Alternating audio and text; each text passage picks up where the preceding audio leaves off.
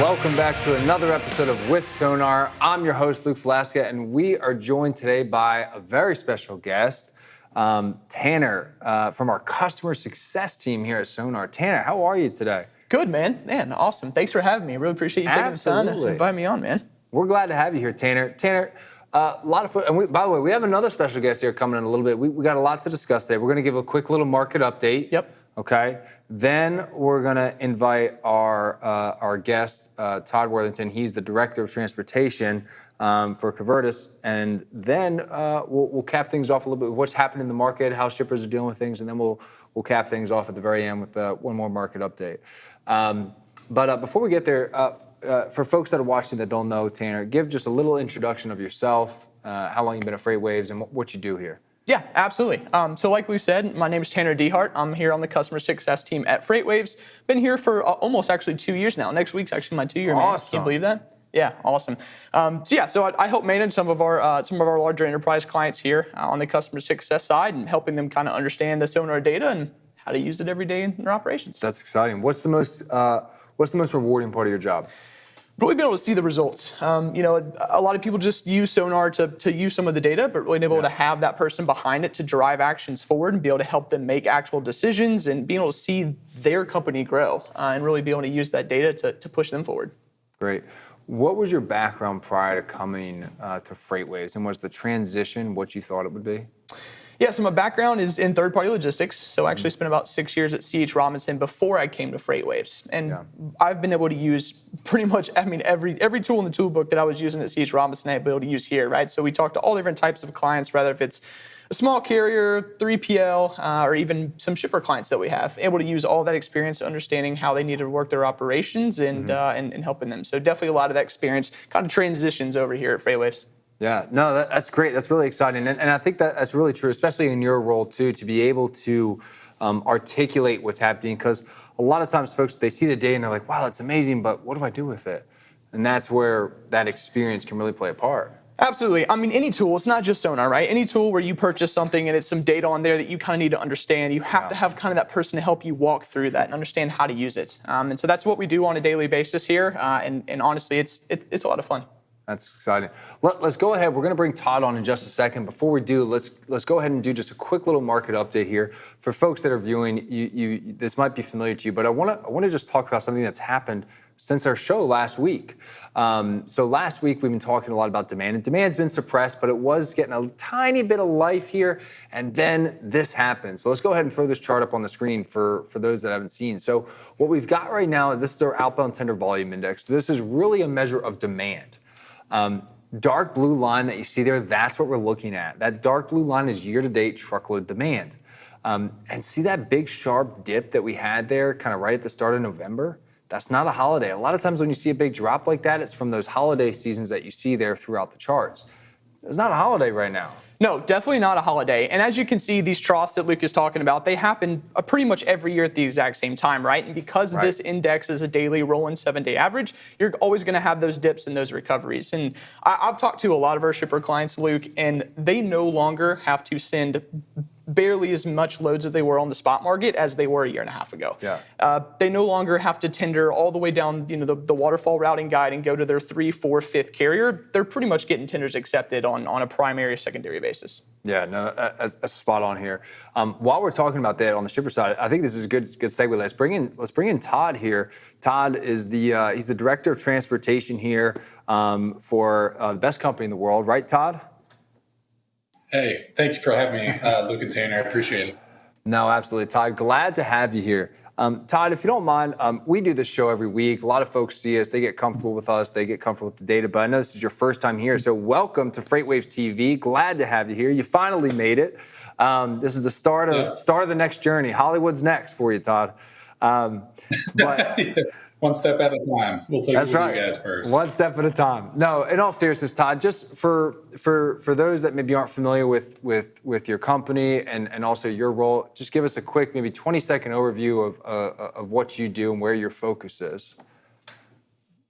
Yep. So I work for a company called Covetrus North America. We are an animal health technology and distribution company. So our customer is the vet and their customers as well. So we primarily serve a B2B market to the vet clinics, and we support the vets by providing products to consumers that compete with the like of Chewy and 1-800 Pet Meds. So my role at the company is to manage the strategy, the transportation strategy, our carrier agreements, and how we go forward in the markets, whether it's parcel, truckload, ocean, LTL, et cetera. So we're very multimodal at our company.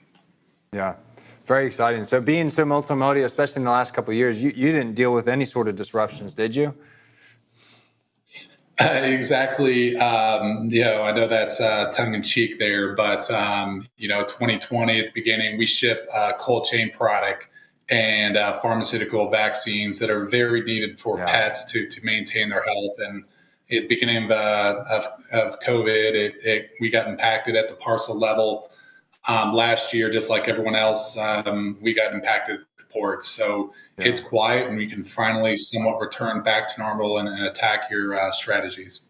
No, that's exciting, and I'm curious too, because I think you guys have a really unique perspective in that some of the products that you ship, they have a shelf life. So it's there's been a lot of disruptions that we've seen here.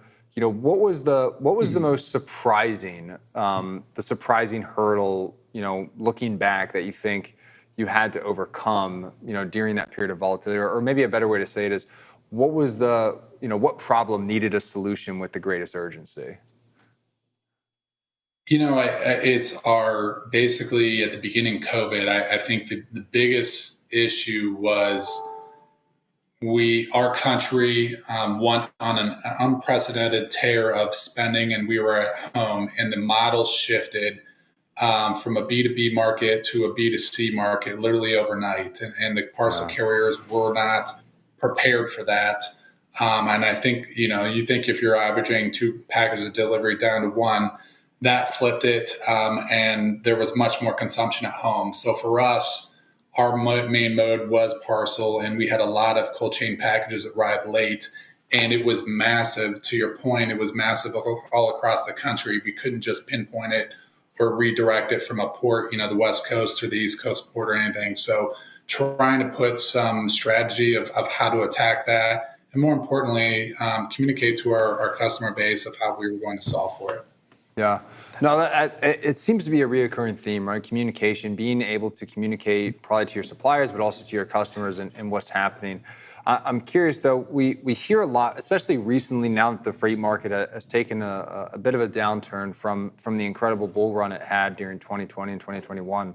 And it seems like carriers and 3PLs are feeling the brunt of that, first. But from a shipper's perspective, what is, what's having the greatest impact on shippers today, as things soften a bit, versus during the height of the pandemic? What's impacting you today?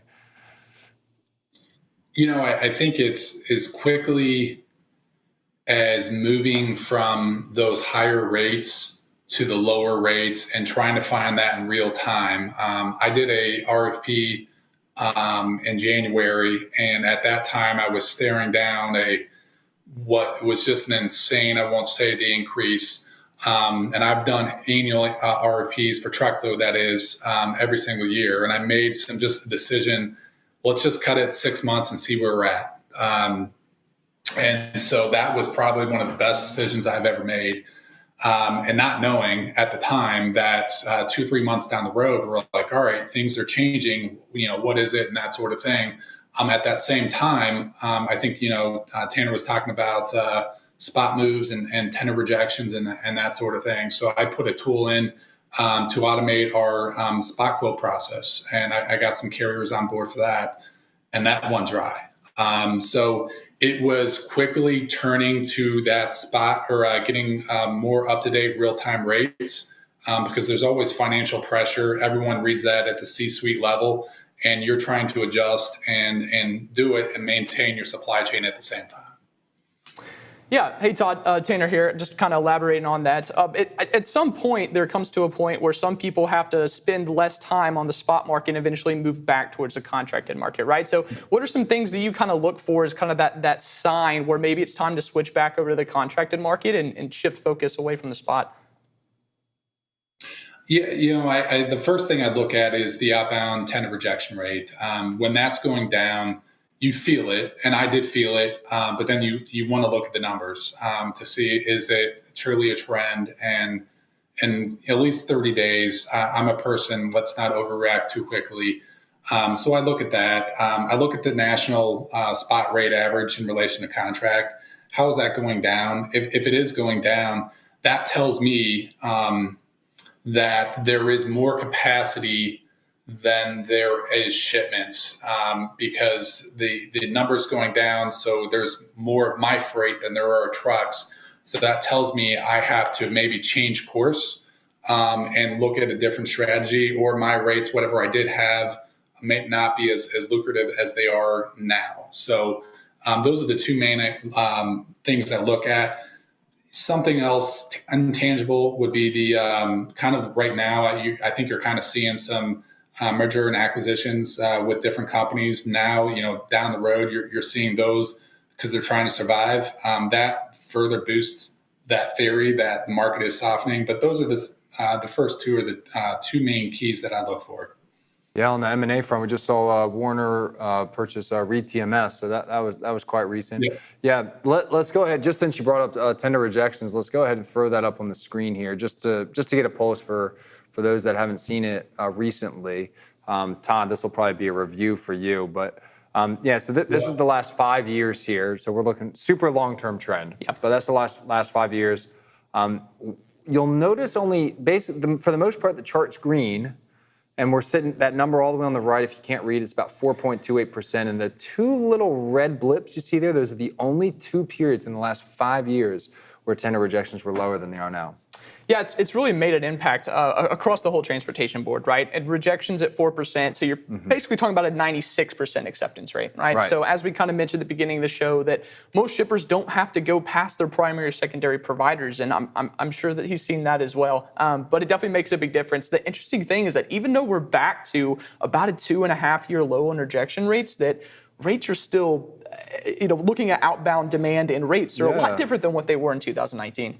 There really are, and that's a good segue. So this is probably how capacity is interacting with demand. Let's go ahead and throw up the rate chart as well, because I know, Todd, you mentioned that as well. We can look at how spot and contract are doing. So we'll throw those rates up on the screen here in a moment.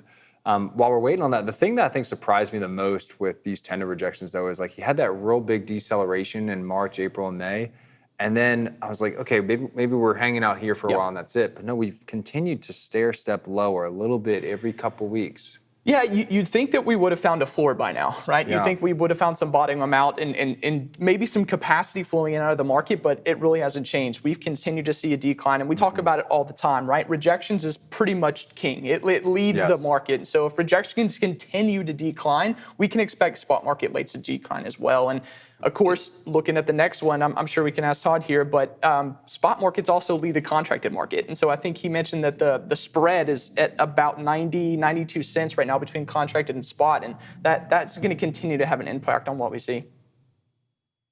Yeah, I typically see, I typically equate the truckload market with the economy. So when the economy's up, obviously rates are going up. When the economy's going down, rates are going down, and more or less, obviously, that could be easy to equate those two, but capacity is going to be consumed. So when it is going up, and obviously it deflates when it goes down, and I think we have gradually gone down into that recession, and more indicators with the housing crisis, or not the housing, but the interest rates going up.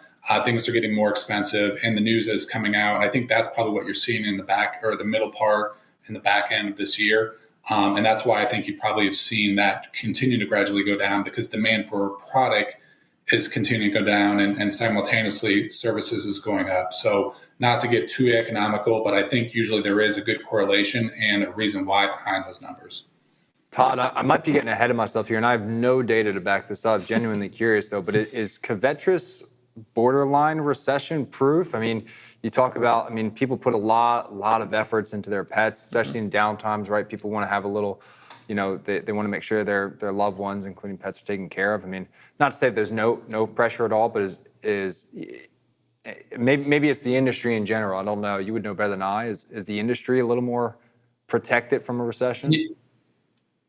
Healthcare in general is somewhat, but just like humans, we might not go to the doctor all the time if money becomes tight. You might not have that elective surgery or anything like there. So you see some of that in the industry, but generally it still continues. People still have to go to the vet to take care of a cat, your dog, or get your vaccines and that sort of thing. So we do see as much as what the economy goes up and down, but is not as drastic as you might see in the retail space. Sure. And Todd, veterinarians, I mean, they're also motivated to write prescriptions, right, and kind of use some of their systems. So I know you guys do offer products also to your veterinarians, but you also have a SaaS side as well, where they're using a management system they're using for writing prescriptions, right? What's your outlook on that side of the business as well? For us, that is the growth engine of our company. So that, if you're speaking to, it's our pharmacy division, and that is you, myself, and instead of buying from the vet historically, we would buy from the vet. We'd buy flea and tick, heart guard, you'd buy diet food. Historically, over time, that would go to some of our competitors, and the vet would lose that revenue stream. So we have offered a platform for the vet to say, hey, I work for ABC Vet, come to my space and you can buy product from me. And that's powered by our company. So we do all the pick, pack, and ship, the pharmacy prescription writing and that sort of thing for our customers, so they can still get, they trust the doctor, they trust their vet. That's who they trust most, and they can go to that vet space to buy that product. And that's how we work with our end consumer. Yeah. No, that's really exciting. I love that. You know, I know you guys are really pushing the envelope there. You know, one topic that I wanted to pick your brain on. So last week, Tanner and I, as well as our company, and a lot of customers were at our annual event, the Future Freight Festival. We call it F3. It was in Chattanooga. Great time, great turnout. Lot of smart folks there talking. So not sure why they let me talk, but but on the flip side, we talked a lot about where the future of technology is going. I know you guys also invest in technology in addition to your products. So from your perspective, Todd, in your opinion, you know, what excites you the most about the future of the freight economy and maybe how technology can disrupt it? Yeah, the biggest thing that I see is what I get excited about right now is real-time transportation visibility. That space right there, historically speaking, I come from a carrier environment. I worked 9 years for 2 LTL carriers, and the old adage of where's my freight, where the customer calls the terminal calls dispatch, the dispatch calls the driver, and you reverse that, where you can now get literally real-time visibility of where your product is at. That cuts down on that contact time, but then also provides a lot more predictability. Not just in your deliveries, but for us, it's our procurement. So we can get visibility to how long does it take for a container to get from Shanghai to Columbus, Ohio. That allows us to order the right amount and to get the right inventory and not have too much holding costs. So that to me is really one of the great things that I'm excited about. The other thing is the tools that you guys have here, the real-time pricing.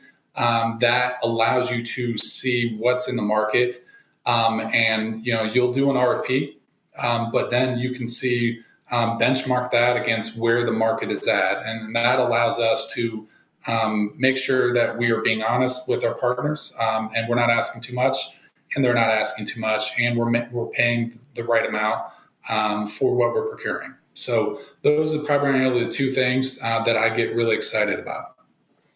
And Todd, one thing that we see a lot of times during a market shift is going through an RFP process. When rates aren't falling, people are willing to kind of open their doors to possibly bringing on new carriers. Even if you've had loyal carrier base, whether if it's truckload or LTL for the last couple of years, when we do see rates falling, that happens. So is that something that you look at when market do shifts? Are you kind of open to opening the doors and hearing from maybe a few different providers and what they have to offer? I've been in this doing transportation procurement for about 10 to 12 years. And so I've seen there's the pendulum swings, and the power swings to the shipper, it swings to the carrier. My goal with how I procure is to find relationships where we do not take as much advantage of each other when the power is swung to my way and or vice versa their way. Those are very few and far between. I might take an advantage of someone, but I try first and foremost to stay with my incumbents as much as possible, unless it is obvious that I have to make a change from a price or from a service standpoint. So I don't know if that makes sense, but that's just a procurement way of how I go about it. Yeah, service seems to be at the forefront of every conversation that I've been having and Luke has had with customers, right? Everybody can go out and get a rate, but it's really about kind of what's that extra mile that you're going to go for your customer and what service can you provide? Yeah. That's where I think data plays a big role in that conversation, right? We just pulled up the chart. We can pull the chart up here in a second, right? Pull that chart back up with the rates on it when we get a second. You'll see right here, yeah, right there. So blue line is contract rates. You're seeing, and this is over the last year.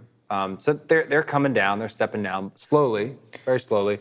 But and that's line haul, by the way. So we pulled out fuel for the stem. On that green line is spot rates, again, line haul as well, still going down. So it's, Todd, you could probably just say, okay, all my freight's going to the spot market tomorrow, and what's that spread there? 90 cents a mile, whatever the number is. In theory, save a lot of money, but there's got to be a big difference in service that you're going to get. And I don't necessarily think it's all about kind of where's the middle ground, where do we get cost savings, but also, that optimal service. I don't know, Todd, how do you think or kind of manage those? Because this is a big spread right now, bigger than I've seen in a long time.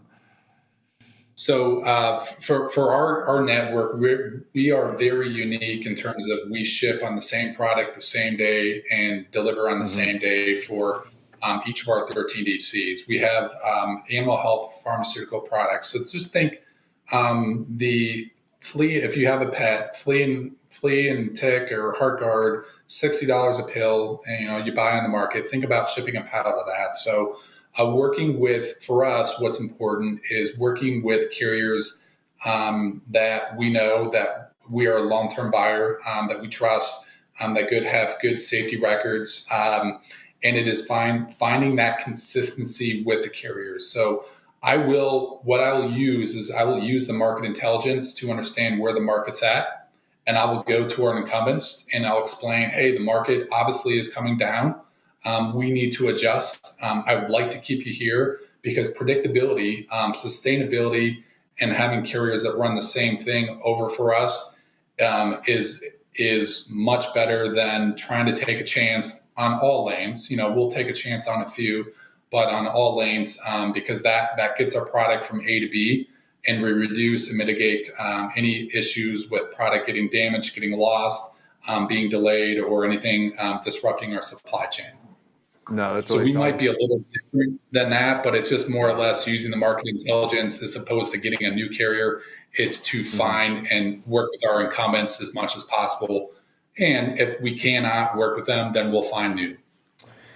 And Luke, one thing that I know we've talked a little about, and you actually talked about it with Dave from Kinco on our last show here last week, is that you can go out and use a whole bunch of different data, right? Yep. You can go purchase and have 10, 15 different tools, but it's really about what you do with that data and decisions that you make. That's kind of the key thing. And Todd, that's something that you guys make emphasis on is, yes, it's great to be able to go out and get external data from a few different sources, but it's really about how you put that data to work and the decisions that you can kind of quantify off of those.